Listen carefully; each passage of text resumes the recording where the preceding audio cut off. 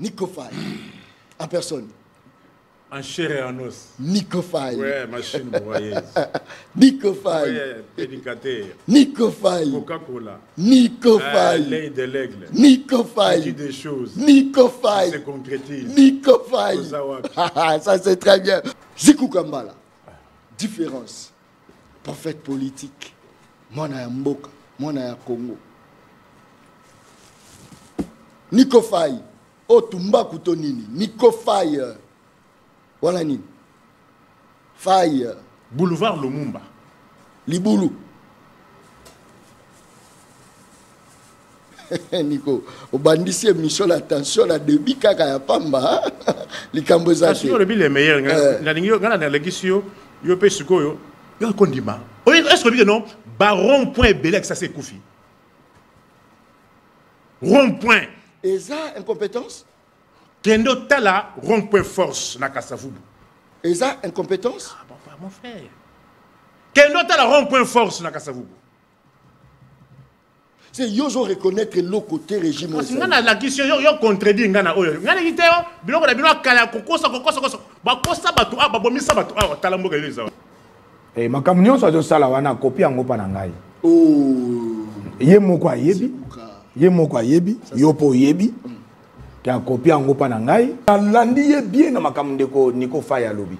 Ndeko alobi otuni ye alobi na yo eloko moko te eza malamu na mboka oyo. Makambo nyonso eza mabe na mboka oyo. Et puis pas démontrer yango na ba mais ngai pe na ko démontrer ye. Rencontrer ye. Ngai pe na ko démontrer pona yeba ki ye. Zikuka. Na yeba ki ye. Oh. Ba ndeko bazolanda. Oh. Na yeba ki Nico Faye. Oh. Na yeba ki place a ko suke. Oh. Prophète politique. Ba ndeko bazolanda. Oh. Elingi koloba nini? Elingi koloba nini? Peut-être que le Zekuka comme nganga to akomi nani. Ndeko Nico Faye alobi eloko malamu na mboka ezadi.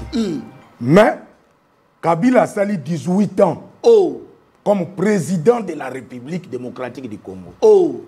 Mais bana batikali kotanga ofelete. Mais na moins de 18 ans bana mike ba bébé ba lati uniforme. Uniforme bébé lati azokende na école primaire a sali mbula mubimba sans qu'à fouta 1 franc. Mbula mubimba. Et plus de 9000 personnes, enfants, na Congo, bazongi classe à partir à influence wana. Mais lui te dit, on n'a rien fait. Alors, et bon munduki oyo na munduki oyo non eza ya kopana kobanga no te bato bazana ndako pe babanga te eza na ngwa kopana munduki oyo ezo symboliser FARDC très bien na bawazalendo o bazana front bazalaki na salaire moko boy misérable oyo ndeko Faye azo soutenir bazalaki nango mais tant Ndeko Félix Antoine Tshisekedi aye mwana mboka mwana Congo a changé, a doublé bango salaire. Ça c'est fort. Mais bao bazana franc kuna nanu ayoka sangwana te. Munduki ozolo bawana. Selon lui, Munduki ezala quitté. Toalaki na 26 provinces. Na 26 gouverneurs. Nous sommes nommés par Kinshasa, nous sommes pas rapport na Kinshasa. Toi là qui est 145 territoires. Munduki est à quitté. Mais l'élo honoré Munduki, l'élo combien de provinces, combien de territoires. Prophète politique. Oui. Il y a un moment où vous êtes kabiliste. Là je l'ai dit. Nazalaki kabiliste, nazalaki patriote. S'il vous plaît. Je vais défendre. J'étais patriote. C'est là. Il y a un moment où on soutenir Joseph Kabila Kaba. Nini Sali au changer Maramo se retrouver aujourd'hui aux défendre. Je te dis que même ndenge to banda ko leka no ba chaîne. Zongisa ba chaîne onions, ba audio na onions. Na banda ko yebisa yo que moi je suis patriote. Je suis descendant de Lumumba, descendant de Tsumukimbangu, descendant de Nkulu Kasavubu. Zongisa banini na yo, okomona ke na banda ko yebisa yo, banda kala ndenge wana. Donc moi je défendais toujours mon patrie. Bisika o balobi ke balingi ba tonga mboka, moi je viens, je défends mboka tonga. Quand est-ce qu'on peut vous évaluer avec un tel discours? Mais on évalue le gouvernement pas en cours. On évalue le gouvernement à la fin. Bilan mi-parcours. C'est à la fin qu'on évalue le gouvernement. Premier mandat. Ce n'est pas en cours gouvernement. Premier mandat, c'est quoi? Nico Faya. Au dernier classe, il y a bien, oui, mais je te dis non. Il y a le bilan à mi-parcours. Écoutez, mon frère. Quand on fait l'élection, 10 $, on reçoit combien? 29 000. Ce sont 10 $. Monnaie n'a pas mais Bango baké ça la guerre na nanga pour comme bongo. Baké ça la guerre na nanga pour évaluation et compte pour les na chaîne pour pas banda ko la peuple que tala. C'est comme ça. Mais pourquoi baké ça la guerre? Et ça pour pas déstabiliser mboka économie basculer pour pas les na TV pour banda ko la voilà n'engé économie basculer, voilà n'engé économie basculer. C'est ce qu'il est en train de faire, c'est tout un service. Prophète politique, bah quoi évaluer bino le lengeni parce que nyo c'est ça kaka. Bah quoi évaluer évaluer bino le lengeni. Bah quoi évaluer. Faut qu'il bokonje pour bossa ni. Pour les laka. Jusque là aussi, même toi-même journaliste, jusque là aussi tu ne me comprends pas. Tu me dis bah quoi évaluer bino lengeni. Est-ce que tu me vois au gouvernement? Non. Moi je te dis que je suis patriote, je défends mon patrie. Je défends mon patrie. Moi, je défends des idéaux, messieurs. Je ne défends pas des individus. Moi, je défends des idéaux. Bisika Moutouaza, la idée, il y a ma lame pour la mboka. Moi, je viens, je défends mon patrie. Ta patrie. Oui. Ta patrie. Oui. Ta patrie. Oui. Mais quand on faisait tuer les gens, on pillait les banques. Écoutez, depuis que je suis ici, quoi? Je suis dans la réalité. Je n'ai pas encore parlé de prétexte ici. Est-ce que tu as donné la raison? Je n'ai pas. Tu as donné la raison, il y a suspension, il y a prestation. Mais je viens de donner la raison. Mais je viens de donner la raison. La raison, c'est quoi ici? Je vous ai dit que Eza d'abord œuvre humaine. La raison, c'est quoi? Écoutez-moi. 18 ans, écoutez-moi, monsieur. Écoute, mon frère. Et puis 18 la raison évoquée, c'est quoi? 18 ans, Ezala quitté. Je te pose la question. La raison ici, c'est quoi? La raison évoquée, c'est quoi? La raison évoquée, Eza malaise peut-être. La raison évoquée. Mais je te dis non. Mais ce sont des malaises temporairement. On vient de suspendre temporairement. Pourquoi? Et on va résoudre ces malaises. Et puis on a suspendu temporairement. On s'accorde. Oui. Pour quelle raison? Mais pour frais de paiement, non? Hein? Pour les frais de paiement. Pour?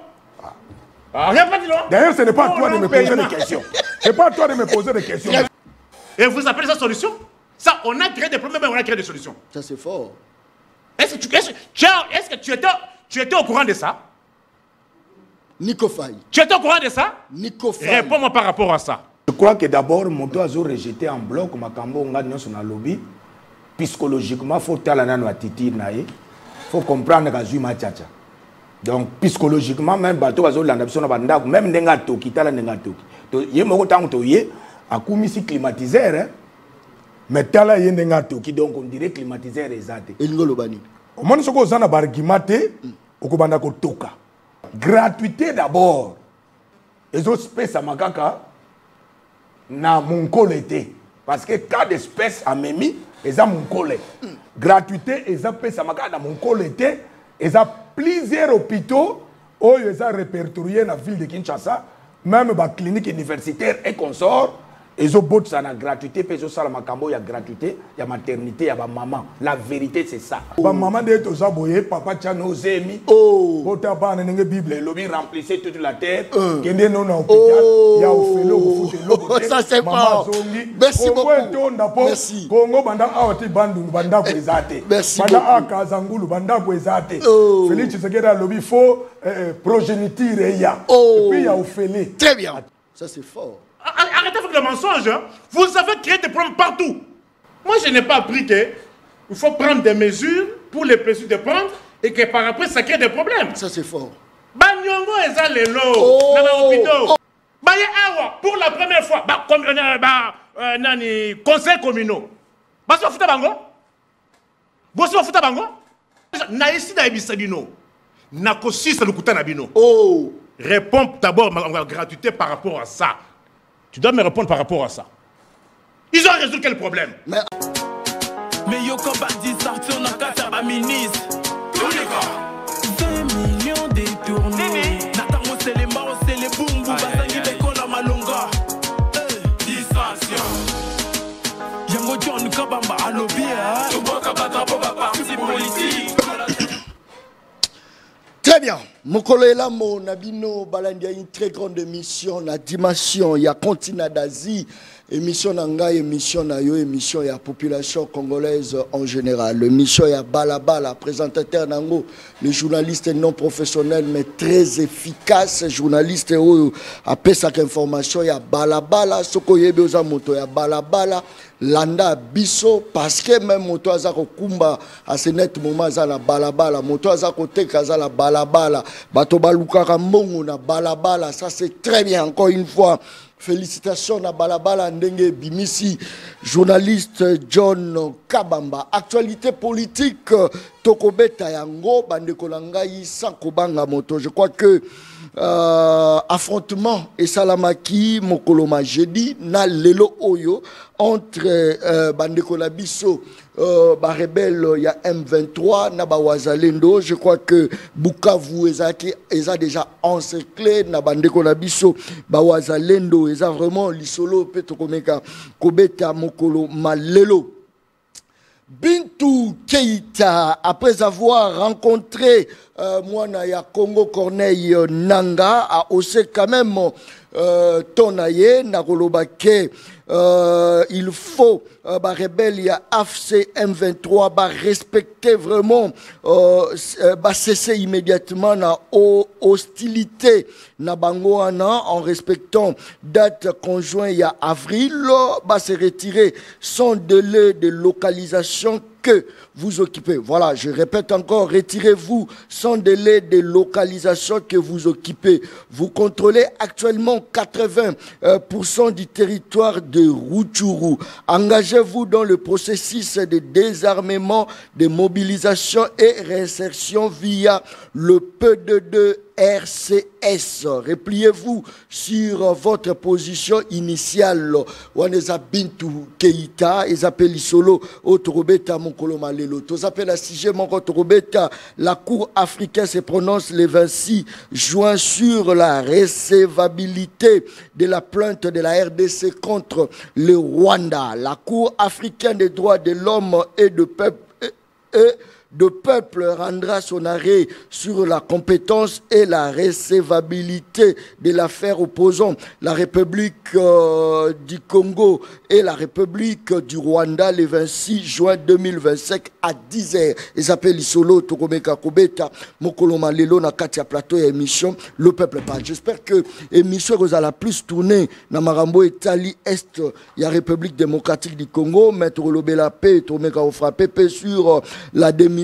Il y a Moutamba, est-ce que est violé constitution ou soit a échappé sous Minois, premier ministre ou pas, Tromekape Kobeta Lisolo Ana Mokoloma Lelo. Plateau et le peuple parle, émission balabala, talazako talanga ya lobidjo naza professionnalité. Ngana ebisa kyo ke ngana ka professionnel, ça c'est très bien. Émission vous la scène en deux parties. Première partie est à deux barres. Débat Mokoloma Lelo, sokozaka moto ya tension, sokozaka moto ya lukukuma, ozalaka moto mobo tribalisme la tayo, c'est le moment au zappé parce que tension kozala. Tokoloba ba vérité mswe ko bima na émission Mokoloma Lelo. Je crois que tala ba ton service bazaro talanga bazui bikina fay likambo zate tension kozala Mokoloma Lelo.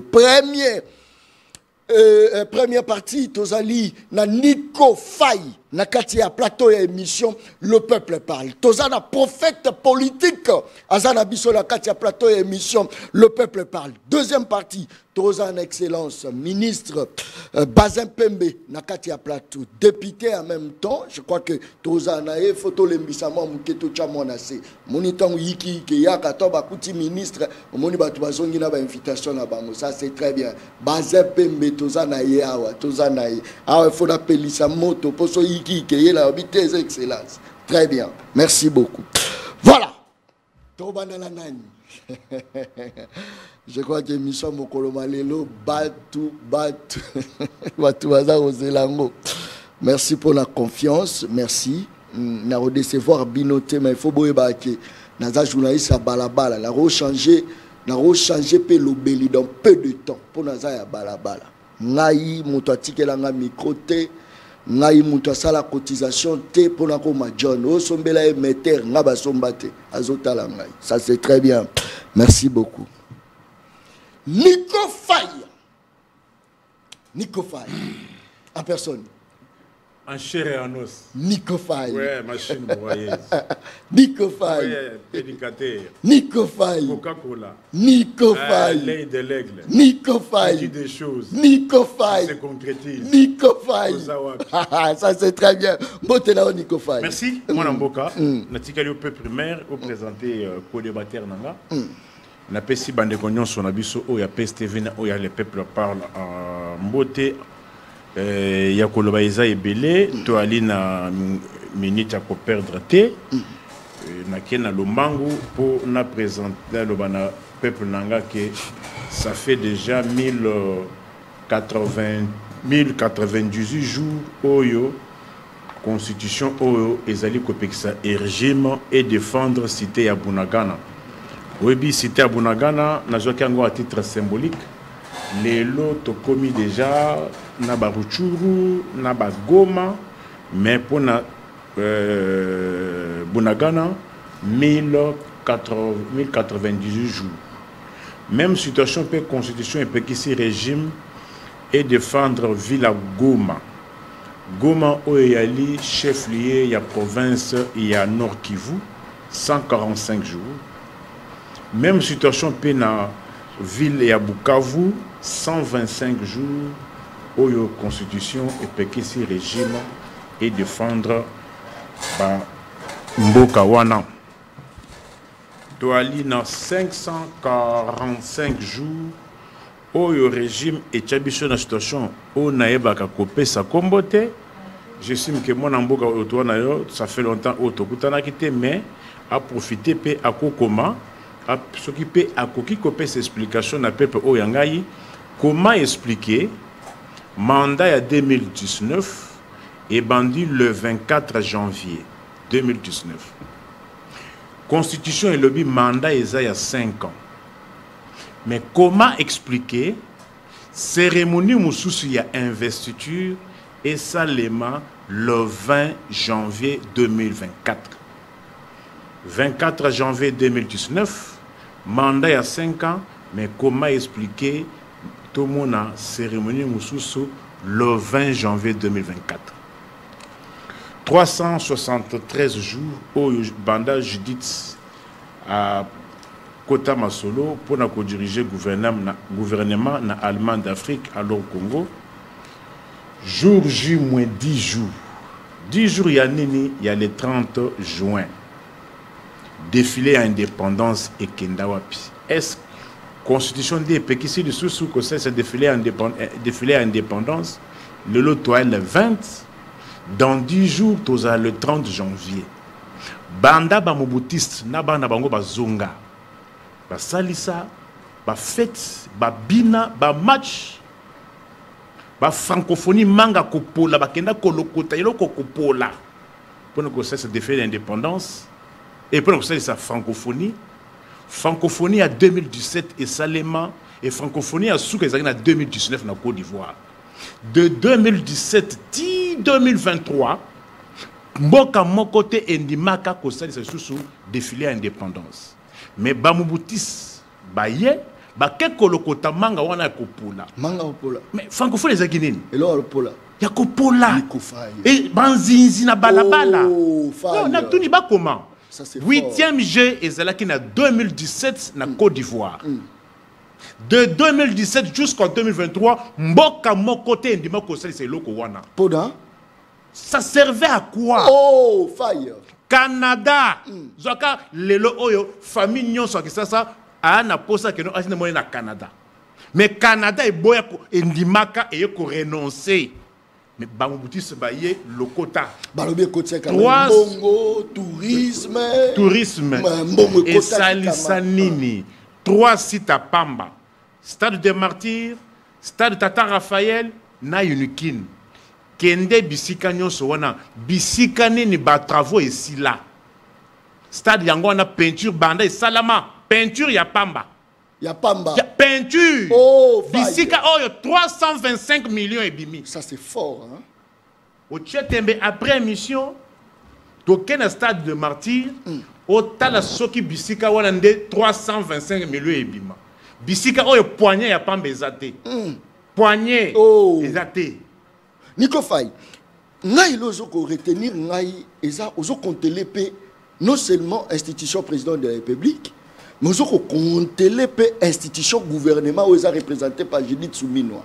Mais quand même vous voyez quand même que cette dame Azako pesa quand même le meilleur ya yemoko. À quoi sert bon vous rappeler à les meilleurs, qu'est-ce que tu entends par le meilleur? Qu'est-ce que tu entends par le meilleur? Nico Faye. Il n'y a pas de meilleur. Meilleur exacté. Yo banda yo banda kola John. Banda o kola. Yo tikala komona avenue elimwa. Avenue elimwa. Elimwa. Ba tu ça sous avenue wana te. Yo kota sous avenue Kasavu. Te la route. O chete bimaka ka awa. Bimaka ka awa. Wileri. Oh, Nico Faye. Wileri ça na itani. Mais attention, il y a la séparation du pouvoir. Peut-être que Nazali Kotanga ba Nazali Kotanga ba avenue o yali ko relever la compétence du gouvernement central. Très bien. Avenue Kasavubu. Poids lourd. Oh. Yon dit avenue poids lourd et lis-moi. Donne-moi la raison. Est-ce que non, surtout aux gens poids lourd. Entre 16e et 17e. Liboulou. Poto. Nico Faye. Nico Faye a mis ses mallettes. Liboulou. Oleki Liboulou à 16e et 17e. Pour Obima, nous commis à des bonhommes. Station Shell. Au Kobima Sotu Mutote, avenue Wana Ezate, lac Moko et Komi Wana. Wana Pezara Judith. Dans le lobby, moi je vois le régime. Ah, Yozo. Régime. Mon frère. Bana Kingabwa, Nabo Salimite, Barubi, dans le procureur. Kendo ta l'avenue Kulumba. Avenue Kulumba. Kendo ta l'avenue Kulumba na Kingabwa. Entrée Isamouana. Nico Faye. Oh, Tumba Koutonini. Nico Faye. Voilà ni. Faye. Boulevard Lumumba. Liboulou. Nico. Au bandit, mission l'attention, la débit kaka ya pamba. Les Cambozans. Si on le les meilleurs. La ligne, la législation, yo pe suko yo. Yo kondima. Est-ce que non? Baron point belek ça c'est Koufi. Rond-point. Et ça, incompétence? Kendo tala rond-point force na Kasavubu. Et ça, incompétence? Ah bon, mon frère. Kendo tala rond-point force na Kasavubu. C'est yozo reconnaître le côté régime. Parce que la question yo contredit ngana oyo. Ngana kiteo biloko na bino kala kokosa. Ba kosa batu ba bomisa batu tala mboka leza. Merci likambo za. Bombana nongo na présenter na invité et bongo na zongela yo. Merci beaucoup. Mission le peuple parle. Ce qui mboko banda ko kambango lo lenge ngala kamba ke mission mais mboke bonga. Ça c'est très bien. Ziku Kambala. Différence. Prophète politique. Mwana ya mboka. Mwana ya Congo, mbote na yo. Mbote ndeko John. Boni santé. Oui, kimia ezali na ngolu ya tata mokeli. Na ngolu ya papa ya tata mokeli. Tata mokeli. Oui. C'est toujours vivre à na ngolu, so ngolu temele. Nico Faye Ocholoba incompétence notoire. Nico Faye Ocholoba yo pour répéter le toujours vivre na ngolu. Donc c'est-à-dire ba konjo bazo gérer biso. Bazo sama mnanko bazo dame biso mbongo po biso to vivre na ngolu. Nonga yambo na lobi ke nazo vivre na ngolu. D'abord na pesi mbote na ko débatteur na ngani ko Faye to kutana kalaboye. Na pesi yo moko pe journaliste John Kabamba mwana Congo mbote. Merci. Ba o nyonso pe bazo landa biso ba konzi ya PES TV. Na bato bazo landa biso na bandako partout na pesi bango pe mbote peut-être pe ba mona ngai kala. Na yoki ndeko Nico Faye na yebi makamu na ye e makamu nyonso azo sala wana kopi yango pa na ngai. Oh, ye moko ayebi yo po yebi ka kopi yango pa na ngai. Ngasi ko na tika yango na sundola yango parce que na mona ke ndeko Félix Tshisekedi tango aye aye ko sambu saba biloko wana.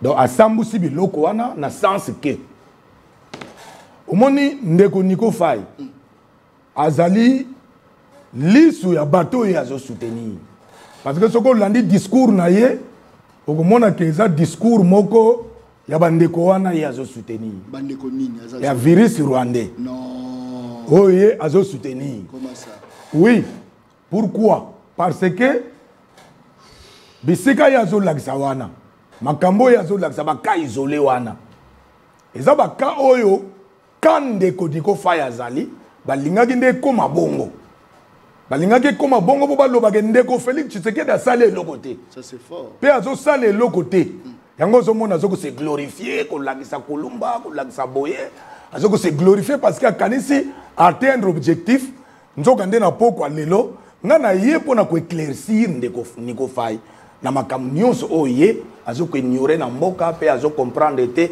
ignorance elati ye makasi mpenza ndeko Niko nayebi te mpo na nini mais je crois ntango akozwa maloba akoyebisa nga pourquoi akomi na ignorance makasi boye nani abwakeli ye yango nga nazoyeba te mais na mboka oyo ndeko Niko Faye je crois qu'ayebi prophète politique moi je ne défends pas les indéfendables nga na défendaka makambo nazomona pe o nazomona sur le terrain pe na défendaka ba vérité parce que depuis 2011 ti lelo ndeko John Kabamba na lembaka te même na ba radio kolobake nga naza patriote nationaliste na moni lelo peut-être bato bazo glorifier ngo po ba yoki ngo na munoko ya ndeko mwana mboka Martin Fayulu mais nga na miyebisila yo je crois des années passées que ngai nazali patriote parce que na défendaka mboka pe na lingaka mboka oyo ya Lumumba ya Kimpavita ya Mfumu Kasavubu ya Mfumu Kimbangu na lingaka mboka oyo ekende liboso pe mboka oyo etongama alors wana nde loko na soutenaka depuis longtemps alors lelo siko ndeko Niko Faye azo yebisa yo na munoko na ye na landi ye bien alobi na koma mais mutuna nga pe air moko ezalaka ordinateur na landi ye bien na makambo ndeko Niko Faye alobi ndeko alobi otuni ye alobi na yo eloko moko te eza malamu na mboka oyo makambo nyonso eza mabe na mboka et puis pas démontrer yango na ba mais ngai pe na ko démontrer ye rencontrer ye ngai pe na ko démontrer po na yebaki ye zikuka na yebaki ye oh ba ndeko bazolanda oh na yebaki Niko Faye oh na yebaki place a kosuke oh prophète politique bandeko bazolanda oh elingi koloba nini peut-être que le kuka komi nganga to akomi nani ndeko Niko Faye alobi eloko malamu na mboka ezadi mais Kabila sali 18 ans comme président de la République démocratique du Congo mais bana batikali kotanga ofenete mais na moins de 18 ans bana mike ba bébé balati uniforme zikuka uniforme beba lati azokende na école primaire asali mbula mubimba sans kafuta 1 franc mbula mubimba et plus de 9000 personnes enfants na Congo bazongi classe à partir à influence wana mais lui te dit on n'a rien fait plus de 8000 personnes 8000 enfants bazongi classe d'influence et à gratuité ça c'est fort mais il y a moni en côté vous voyez parce que il y a zo soutenir virus alors et bon munduki oyo na munduki oyo ka olingo bomba biso toni non eza ya kopana ko banga no te bato bazana ndako pe babanga te eza na ngwa kopana munduki oyo ezo symboliser FARDC très bien na bawazalendo o bazana front bazalaki na salaire moko boy misérable oyo ndeko Faye azo soutenir bazalaki nango mais tango ndeko Félix Antoine Tshisekedi aye mwana mboka mwana Congo a changé a doublé bango salaire ça c'est fort pe ba o bazana front kuna nanu ayoka sangwana te mais lelo ayoki yango merci beaucoup bato wana bazo $500 c'est la ba o bazana front ça c'est très bien te malembe pour ça langa na biloko na yo ndeko Niko ayebi c'est là zikuka c'est là oyo ya pembe zo représenter ni naselisi o nazana moko msala c'est là pardon oyo ya pembe zo représenter uniforme ya bana oyo batangaka te basundula bango pendant 18 ans babwaka bango batangaka te soutien eza te mais ndeko Félix Antoine Tshisekedi tango aye azongisi bano na l'école ya ofele bana bazongi bazotanga pièce contre déjà pièce plusieurs années. Pièce contre pièce. Pièce contre pièce. Très bien. Oyo elingi koloba nini? Symbole ya ba enfant. UNICEF mutayi makambo wana. Très bien. Symbole ya bana o bazongi classe o babwaka maki bakotanga te. Oyo régime ya 18 ans condamné ki bazala ba illettré. Très bien. Mais Félix Tshisekedi tangwaye aye ko délivrer bango parce que ça délivrance à Congo. Munduki. Aye ko délivrer bango. Pesanga la simbango. Oyo elingi koloba nini? Munduki ezali ko lakisa ke bateau ba simbaki manduki. Très bien. Ba négligeaki bango. Salaire ezate awa général moko auti ko témoigner au moni auti ko loba ke basi na bango basila ki mitu pona ko teka matembele mais lelo ba doubler bango ba salaire ba komi ko lata ba perruque donc soda zongeli valeur et puis ba lobi ke kuna na kan church ba tongeli bango hôpital moderne o ezake même campus mais hôpital mususu ezotinda ba malade kuna lelo pwende bazwa soin bazalaki négligé. Merci. Voilà. Continue, Tico. Et puis ba maman na lingaki na ya na maman moko be maman sengi esquisse pour symboliser symbole ya ba maman pour azana zemi. Ba maman ya zemi Félix Tshisekedi Antoine a pensé na bango a tieli bango maternité ofele bada Congo e banda maternité ofele ba maman de to zaboye papa chano zemi bota bana nenge bible lobi remplissez toute la terre kende non na hôpital ya ofele ko fute lobo ça c'est pas. Merci beaucoup. Merci. Congo banda awati bandu banda ko ezate banda akazangulu banda ko ezate Félix Tshisekedi lobi fo progéniture ya et puis ya ofele. Très bien.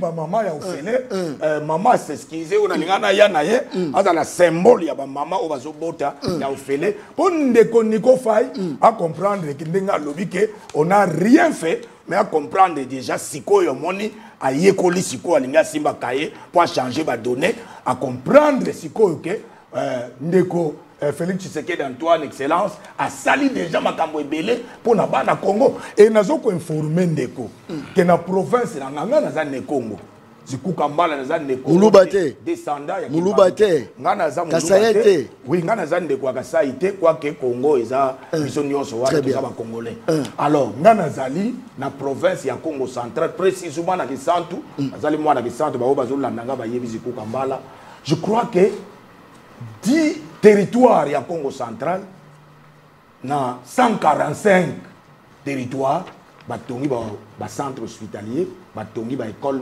au même titre que awa na Gombe na 10 territoires ya Congo central avec précision alors maintenant na kamwe ndeko Nico Faye alobake aveni Kulumba ekatani yango azolobake régime mobimbe sali le côté. Qu'est-ce qu'il croit quand il dit pense au régime? Qu'est-ce qu'il croit dans le régime? Régime était la carte Kinshasa. Congo est dans 26 provinces. Ça c'est fort. Kinshasa est allé peut-être 26e ville-province de Kinshasa. Mais Congo est dans 25 provinces. Oyo, Nico Faye à Monagate, Nico Faye à Yebite, Yazaka na Kinshasa.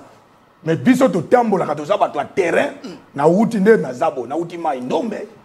Et puis, Mikolo Eleki, Basemeno Eleki, Naouti Congo central, tout ça pour nous palper les doigts, la vérité, la réalité, pour nous dire n'importe quoi dans la télévision, comme peut-être n'importe quoi. Donc voilà ma camion sur la zone awa, et la vérité, la certifiée, et puis ils ont la preuve, oignon sur la lobby awa, que gouvernement, tout régime, ils ont ça quelque chose. Pour la population. Merci beaucoup. Très bien. Peut-être mais le peuple congolais il y a beaucoup d'efforts qui sont en train déjà de se faire. Merci beaucoup. Je crois que Place Batutu Bazali a gagné déjà match nul. C'est-à-dire Nico Faye qui n'a pas poto a représenté la place baby. Ziku Kambala. Yango moni bokondana par défaut.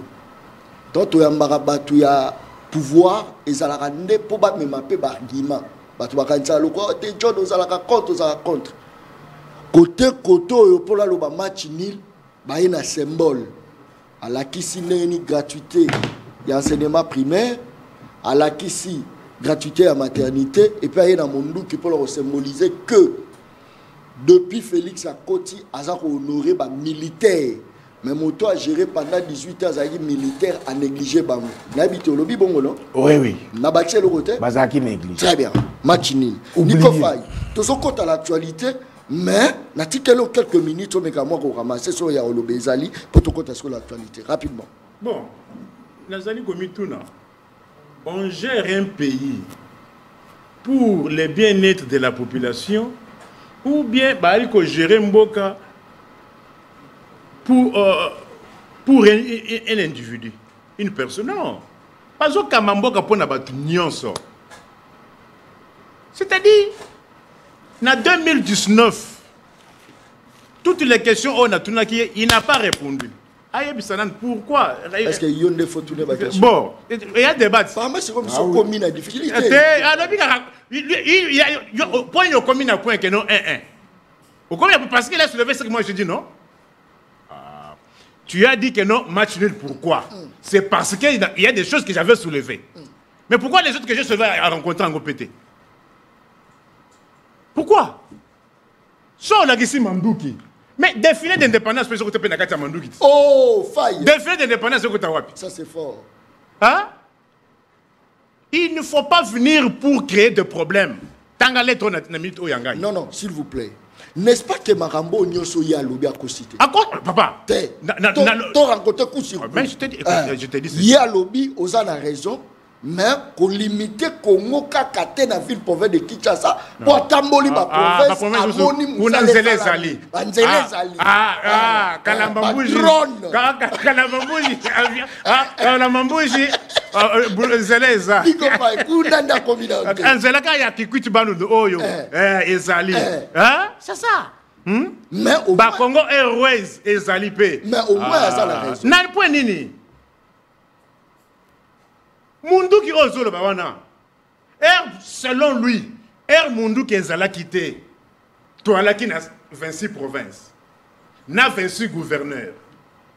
Nous sommes nommés par Kinshasa, nous sommes pas le rapport à Kinshasa. Toi là qui n'a 145 territoires. Mundu qui est quitté. Mais les lots, honorer Mundu qui, les lots combien de provinces, combien de territoires. Voici le vrai bilan, vrai, vérifié, vérifiable. Voici les vrais bilans chiffrés. Oh, vous avez vérifié. Mais maternité aux Bawana. Non. Moi, je n'ai pas appris qu'il faut prendre des mesures pour les plaisirs de prendre et que par après, ça crée des problèmes. Ça, c'est fort. Banyongo et ça, les lots. Oh, mon col est pas à rejeter à moi. Mon col est. Hôpital à mon col. Tanga lettre. Hôpital à mon col. Tanga lettre. Hôpital à mon col est à rejeter. Tanga lettre.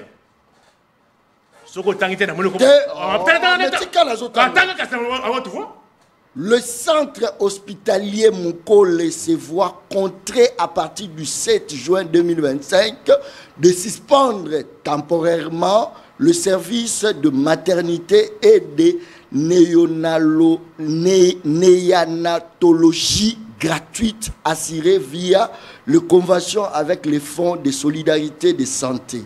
Programme de la couverture santé universelle. Cette mesure fait suite aux arriérés de paiement non réglés par les fonds depuis octobre 2024. Octobre, la lettre signée à quelle date? Octobre, quelle date? Faites à Kinshasa le 2, 6e mois 2025. 6e mois. Et vous appelez ça solution? Ça, on a créé des problèmes, mais on a créé des solutions. Ça, c'est fort. Est-ce que tu étais au courant de ça? Nico Faye. Tu étais au courant de ça? Nico Faye. Réponds-moi par rapport à ça. Ça, c'est fort. Arrêtez avec le mensonge. Hein. Vous avez créé des problèmes partout. Il y a des arriérés presque partout. Oh! Pour la première fois, conseil communaux. Baso futa bango? Baso futa bango? Baso siège kutute, baso salade. Baso siège ouais. Ndako eza. Députés provinciaux, plaignent les gouverneurs provinciaux. C'est ça que vous appelez solution? C'est qu'on rencontrait par rapport à la gratuité à maternité. Mais je les rencontre, je dis ceci. Ça, c'est un rapport avec la gratuité. Oh. Moi, je ne peux pas prendre le pouvoir pour créer des problèmes. On prend le pouvoir pour donner des solutions. Et non pas pour créer des problèmes. Comment ils vont payer toute cette dette? Il n'est pas que mon collègue. Chez l'État, n'en parlons pas. Est-ce qu'il paye les gens? Depuis quand un État crée des structures et on commence à payer les gens 30% des salaires? 30%.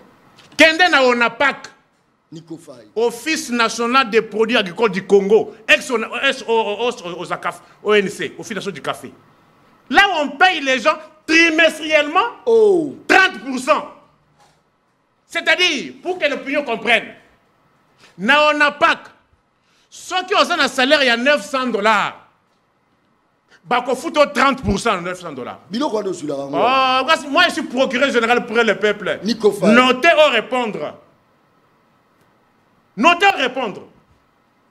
Ils ont recruté les gens ici. Oh, bah, inspecteur du travail. On fout à Maga. Babeti 6 mois. Bazo là. Kende pas ministre de Finance. Kende ba juge consulaire. N'a pas tribunal de commerce. Ba foutama. Oh, fire. Notez. Aussi liquide. Non. Quand on ne trompe pas les gens, na ici na ebisabino. Na kosi sa lukuta na bino. Oh. Réponds d'abord ma gratuité par rapport à ça. Tu dois me répondre par rapport à ça. Ils ont résolu quel problème? Mais enseignement. Enseignement. Il est de Congo central. Enseignant, il y a beau ma foutama combien?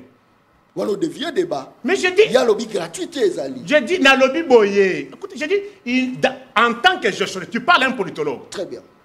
Moi, en tant que politologue, je n'ai pas appris que quand vous prenez le pouvoir, il faut créer des problèmes, il faut chercher à résoudre un problème pour créer tant d'autres. Non. Tu trouves quelqu'un qui touche $400. Yo, évitez, bon, on fait 280 000 francs congolais. C'est la toi, il a combien? Et combien 29? Toi, il a combien? 29. Ah, le baiser pendant 5 minutes. Toi, il a combien? C'était 160 000. Hein? Le taux, 290 000.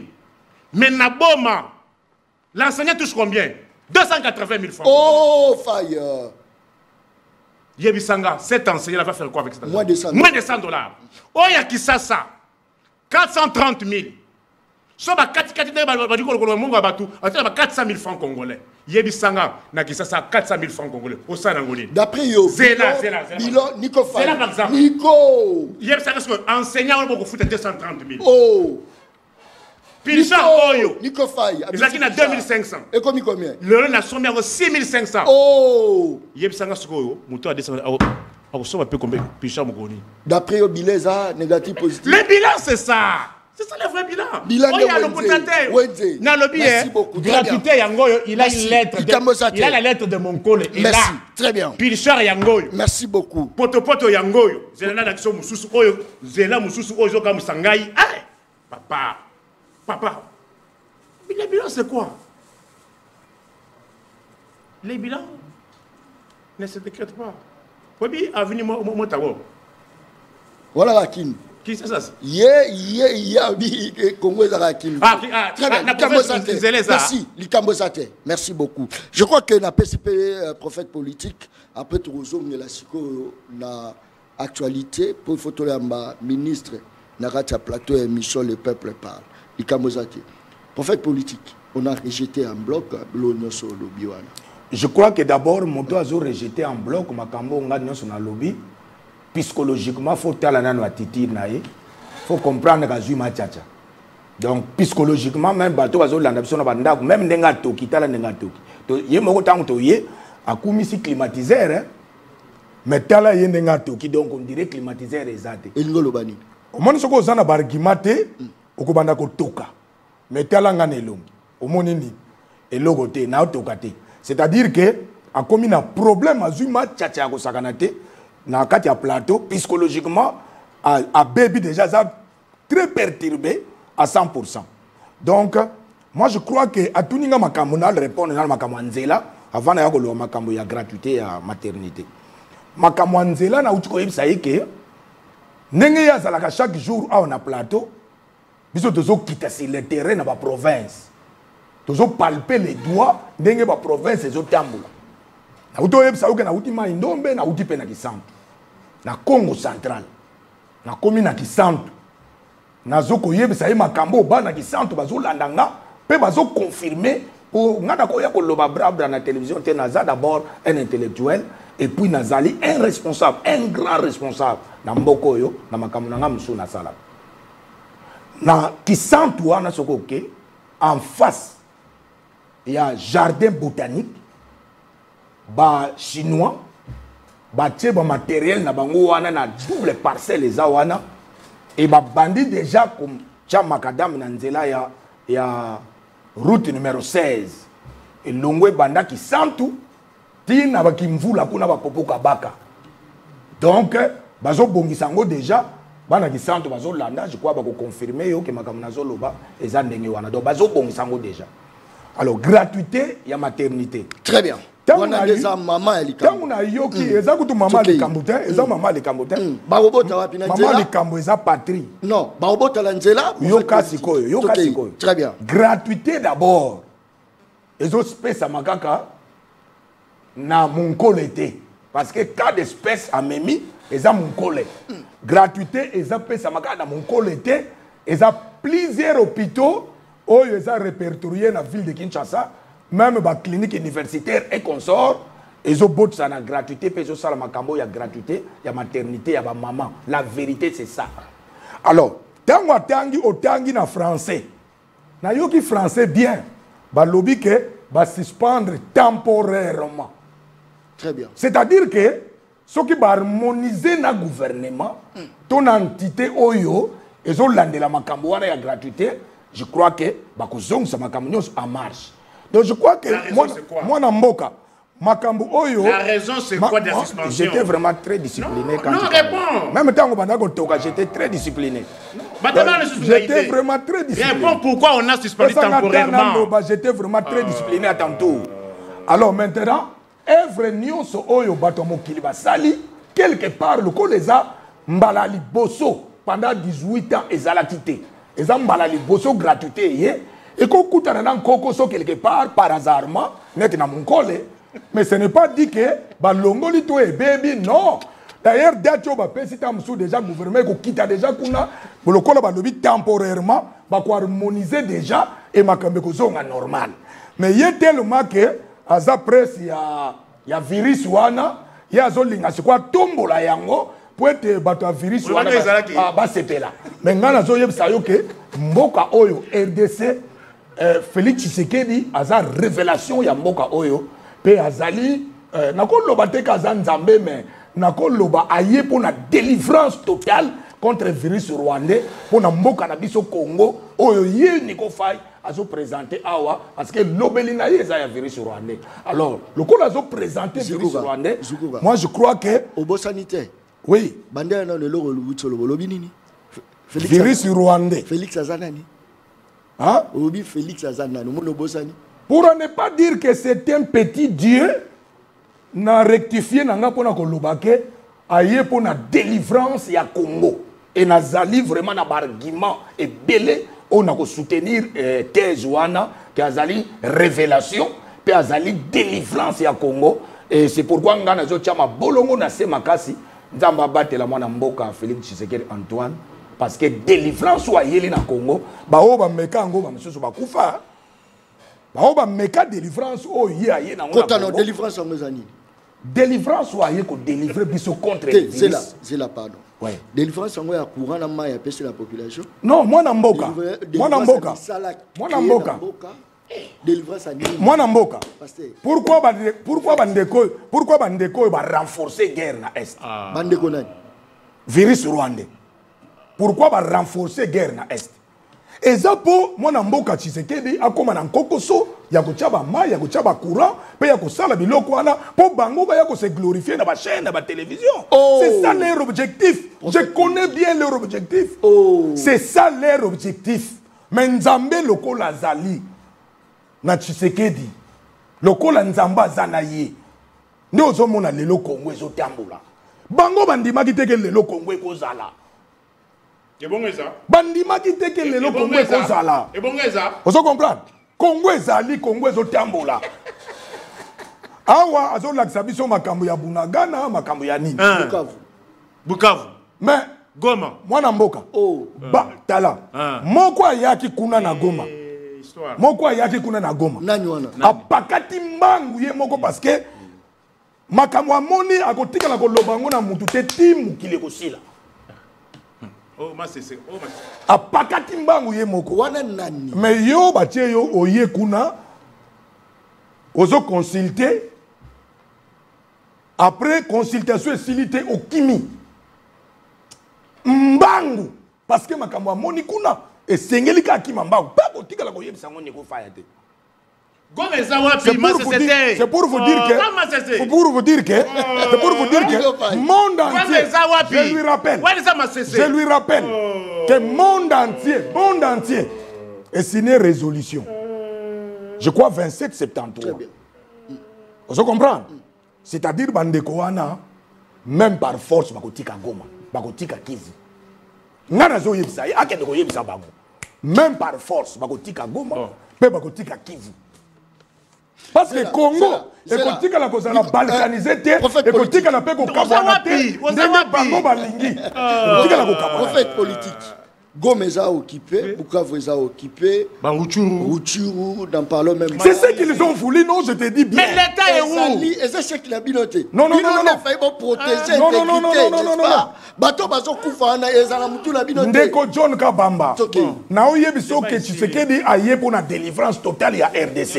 Na zo yebisa yo. Pourquoi? Parce que guerre wana ya Est bani n'époque na yete. Ngana yo tozala no ba plateau ndenge na ndenge. Guerre à Est et bandi na Tshisekedi. Et banda kala. Parce que c'est une guerre économique. Mais il y a un président qui va commenter. Pour nous arrêter l'hémorragie ou la source. Pour arrêter l'hémorragie, il y a une guerre à Est et la source. Il y a un lobby qui est aux États-Unis. Si on a déjà signé aux États-Unis. Si on a déjà signature et signé aux États-Unis, non, non, non, donc, il faut faire une zawana. Non. Parce que Bango peut pas y aller à Kinshasa. Bango peut pas y aller à Kinshasa. Mais je vous dis, Bango peut pas y aller à Kinshasa. C'est pour vous dire que Kimia et Kokote na Goma yemo noko kokangama. Oh. Bonsoir mon continent ya Kimi Goma. Boba oba tikale ba okima Goma te. Ba kokima Goma ba kokima Kivu. Akoma na oyebisa ye. Mon peuple périt faute de connaissance. Ba akokima Goma, ba kokima pe Kivu. Mais jusque là au lobby. Tu as dit ici que Bawazalendo va telemi. Bawazalendo va telemi. Yo moko na monoko no journaliste au lobby va récupérer territoire boy. Va récupérer territoire. Ngamuna chaki yo maloba wana na monoko ngaite. Mais bango ba faire. Yo moko mutozolo. Bango ba faire DCT. Mais baza ba na mboka baza ba patriote, bazo bundela mboka na bango. Yo ko pekisa bango. Yepe virus rwandais azo bundela pe batunaye. C'est là, non, prophète politique. Oui. Il y a un moment où vous avez kabiliste. Là, je l'ai dit. Nazalaki kabiliste, nazalaki patriote. S'il vous plaît. Je vais défendre. J'étais patriote. C'est là. Il y a un moment où on doit soutenir Joseph Kabila Kaba. Ligne Sali au changer, Maramo se retrouver aujourd'hui aux défendre. Je te dis que même Ndenge to banda koleka no ba chaîne. Zongisa ba chaîne non news, ba audio no news. Na banda ko yebisa yo que moi je suis patriote. Je suis descendant de Lumumba, descendant de Tsumukimbangu, descendant de Nkulu Kasavubu. Zongisa banini na yo, okomona ke na banda ko yebisa yo, banda kala ndenge wana. Donc moi je défendais toujours mon patrie. Bisika o balobi ke balingi ba tonga mboka, moi je viens, je défends ko mboka tonga. Bisika balobi ke balingi ba tonga hôpital, je viens, je défends ke mboka tonga. Lelo siko ndenge na loba boy. Okobenga nga Tshisekediste, abongo soki mandat Tshisekedi sili. Mutu muso akoti o moninga na ye, na ko défendre mboka. Okobenga nga sona. Yo c'est la rame toi comme Non. C'est pour savoir mon idéologie. Idéologie na ngande bino ba journaliste, bokol sakango biente. Nga na za patriote, je défends les intérêts du pays. Partout on a mon intérêt à mboka na ngai, laquelle a poussé et que le liboso peine à défendre. Merci. C'est ça ce que je suis. Moi je suis patriote et aujourd'hui il y a des Ouazalendo sur le terrain et moi je suis Ouazalendo médiatique pour défendre l'intégrité territoriale ya mboka na biso. Pour défendre mboka na biso vis-à-vis ya ba communication ya ba virus rwandais. Voilà. Nico fait élection $10 on reçoit combien 29 000. $10. Mais bango bakesa la guerre na nanga pour ekoma bongo. Bakesa la guerre na nanga pour évaluation et compte pour baleka na ba chaîne pour ba bana ko lakisa peuple que tala. C'est comme ça. Mais pourquoi bakesa la guerre? Et ça pour pas déstabiliser mboka économie basculer pour baleka na TV pour bana ko lakisa que voilà ndenge économie basculer, voilà ndenge économie basculer. C'est ce qu'il est en train de faire, c'est tout un service. C'est tout un service. Mais aujourd'hui, moi, Namboka Félix Antoine Tshisekedi, il est au four un moulin, pour défendre Mboka. Il est au four un moulin pour défendre Mboka contre tous ces virus rwandais. Prophète, bako évaluer bino lo lengeni parce que nyoshe zakara bako évaluer nani bako évaluer jusque là aussi même toi-même journaliste jusque là aussi tu ne me comprends pas. Tu me dis bako évaluer bino ndengeni. Est-ce que tu me vois au gouvernement? Non. Moi je te dis que je suis patriote, je défends mon patrie. Je défends mon patrie. Moi, je défends des idéaux, messieurs. Je ne défends pas des individus. Moi, je défends des idéaux. Bisika Moutouaza, la idée, il y a madame Mboka. Moi, je viens, je défends mon patrie. Ta patrie. Oui. Ta patrie. Oui. Ta patrie. Oui. Ma patrie, Oyo Bino, Bokeko Beta Minduki, n'a pas Congolais. Bokeko Bomba Congomani, Oyo, Baza censé te protéger. Quand est-ce qu'on peut vous évaluer? Avec un tel discours. Mais on évalue le gouvernement pas en cours.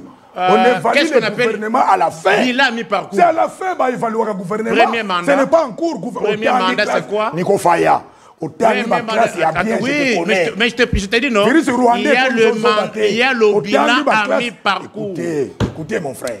Au dernier classe, c'est dégueulasse, hein? Évaluation et que ça, elles ne peuvent pas être condamnées. Évaluation et que ça, ils sont toujours dans les prétextes. Mais quand on faisait tuer les gens, on pillait les banques. Écoutez, depuis que je suis ici, je suis dans la réalité, je n'ai pas encore parlé de prétexte ici. Est-ce que tu as donné la raison? Je n'ai pas. Tu as donné la raison, il y a suspension, il y a prestation. Mais je viens de donner la raison. Mais je viens de donner la raison. La raison, c'est quoi ici? Je vous ai dit que ça d'abord œuvre humaine. La raison, c'est quoi? Écoutez-moi. 18 ans, écoutez-moi, monsieur. Écoute, mon frère. Et puis 18 la raison évoquée, c'est quoi? 18 ans, et Zalakité. Je te pose la question. La raison ici, c'est quoi? La raison évoquée, c'est quoi? La raison évoquée, ils ont malaise peut-être. La raison évoquée. Mais je te dis non. Mais ce sont des malaises temporairement. On vient de suspendre temporairement. Pourquoi? Et on va résoudre ces malaises. Et puis on a suspendu temporairement. On s'accorde. Oui. Pour quelle raison? Mais pour frais de paiement, non? Hein? Pour les frais de paiement. Pour? D'ailleurs, ce n'est pas à toi de me poser des questions. Ce n'est pas à toi de me poser des questions. Très bien. Merci beaucoup. C'est-à-dire, John Kabama, pour finir, je te dis que Bandana Bandaki, qui n'a commis Boye, je n'ai pas encore prononcé des prétextes dans ma bouche. Très bien. Tout ce que j'ai dit, et je lui dis, c'est vérifiable, et je suis dans la vérité. Merci beaucoup. Lui, il est dans les services, il y a virus rwandais. Merci. Félix Tshisekedi. Tu as guerre pour l'économie mata, pour biloko mata, pour biloko beba. C'est ça le rôle qu'il est en train de jouer.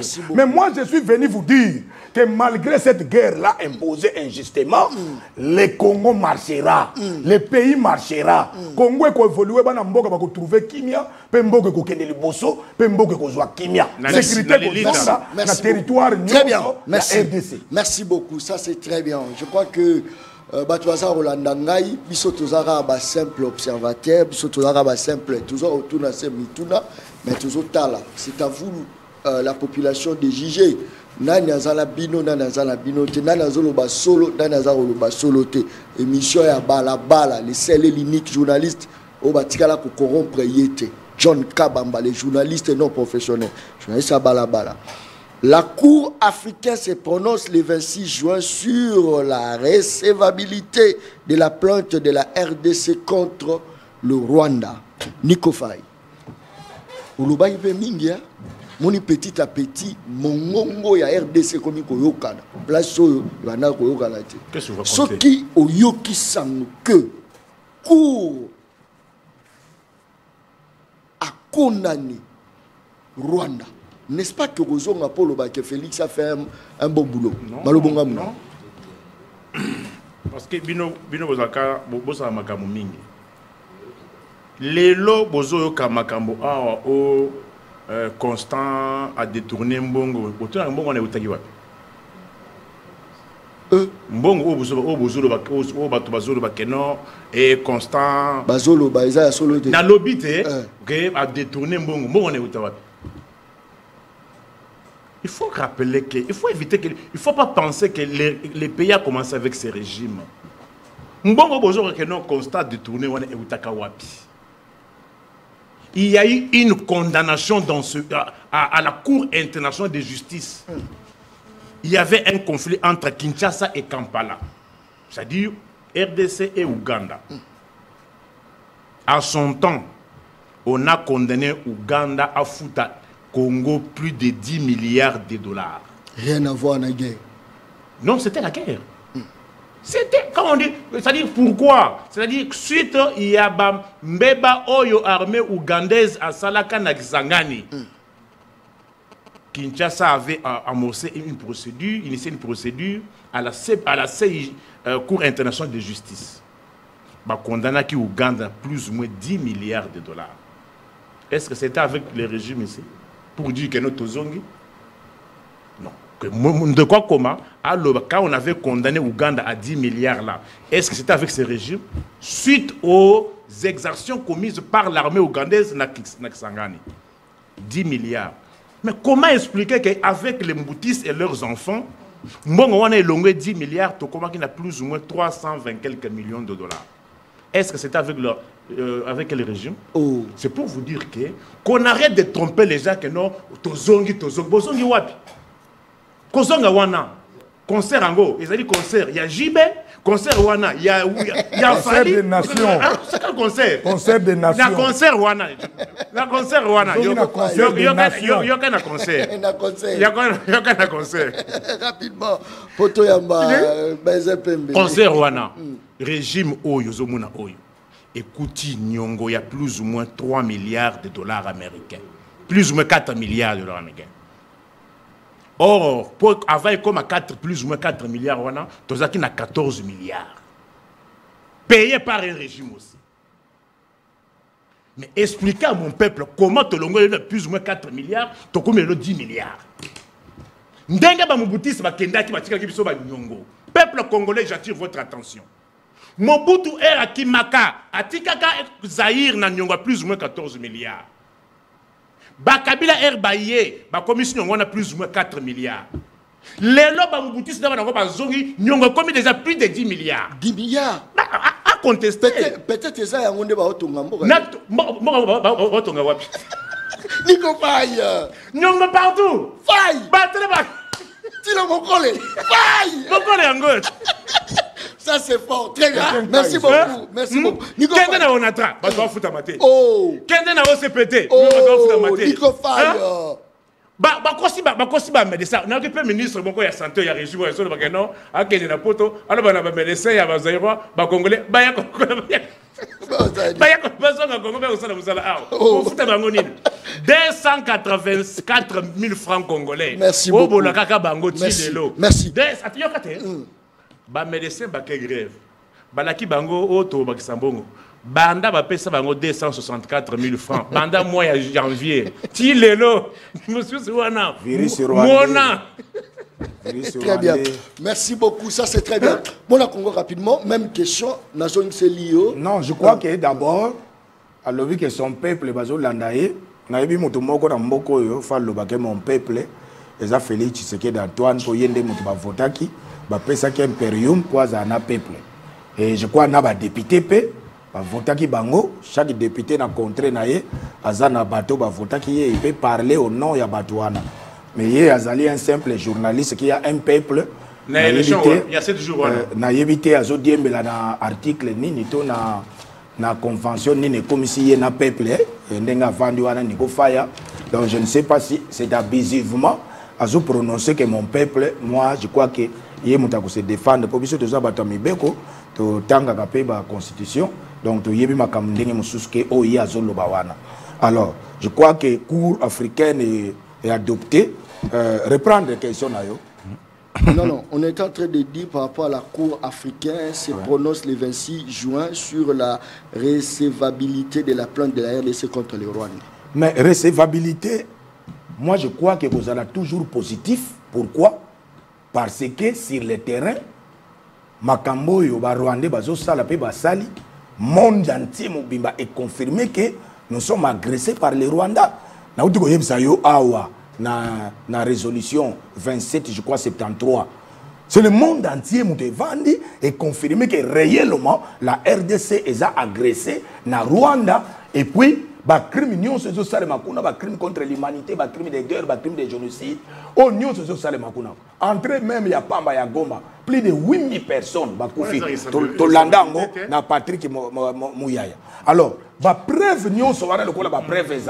je crois que recevabilité et kozalaka parce que basali plainte wana ba preuve ezali et monde entier est confirmé na ba résolution ya monde que ba preuve ezali que ya solo il faut Rwanda afuta mbano na makambo Italie agression ya Congo. Donc je crois que ngana zo ebisali niko faya que recevabilité eza déjà ya sire kozala recevable yena ngato kozonga na plateau awa na akomona ke kozala recevable parce que makambo oyo Rwanda sali et yebani déjà monde entier bakobo yango pourquoi est-ce que wana ikoyi kozala kutu que non sujet à débat que non ngana auto s'opposer. Non, je crois que toi tu as parlé de ça, tu as commenté, c'est pourquoi moi aussi je commente.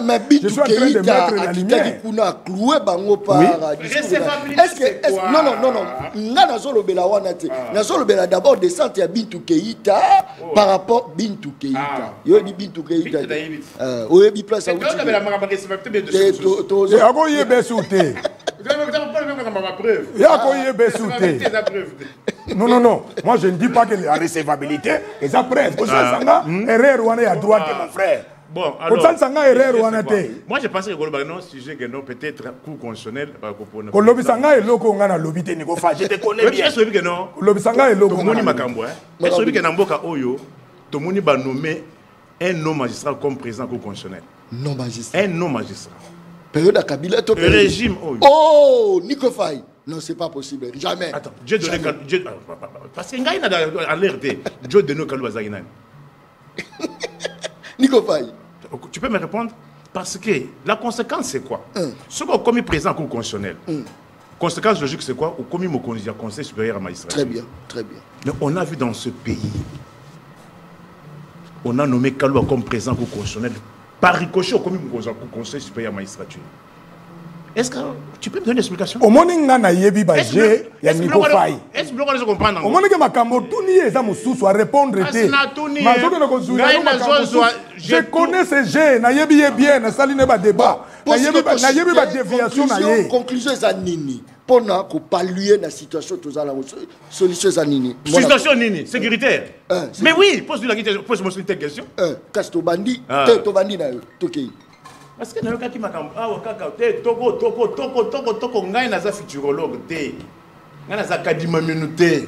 Et puis kadima minu. Solution, yoka premièrement parce que j'attends, ils sont toujours na ba raison, yoka article 74. Rapidement, ne ezo suki sa yomba mo. Na serment. Moi, Antoine Chilombo Tshisekedi, président de la RDC, je jure solennellement devant Dieu et la nation de maintenir son indépendance. Donc, d'observer et de défendre la Constitution et l'ordre de la République, de maintenir son indépendance et l'intégrité territoriale. Intégrité territoriale. Mon peuple vous pose la question. Le 24 janvier 2019. Parle au peuple, donne tes arguments.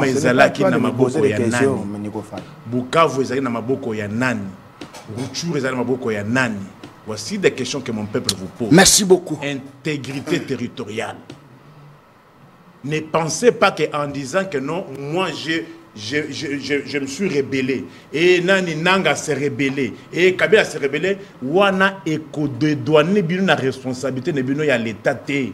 L'État, c'est la puissance publique. L'État doit rétablir l'ordre. Lorsque l'ordre public est troublé, par tous les moyens, l'État rétablit. Faute par vous de le faire, c'est une défaillance. D'ailleurs, oui, il y a un président nigérian, Goodluck Jonathan. Merci beaucoup. Merci. Merci. Il avait promis aux Nigériens qu'avec lui aussi c'est Boko Haram. Mais il n'a pas eu de deuxième mandat parce qu'il n'avait pas su mater en face à Moto, il faut ignorer Makambo Ebele.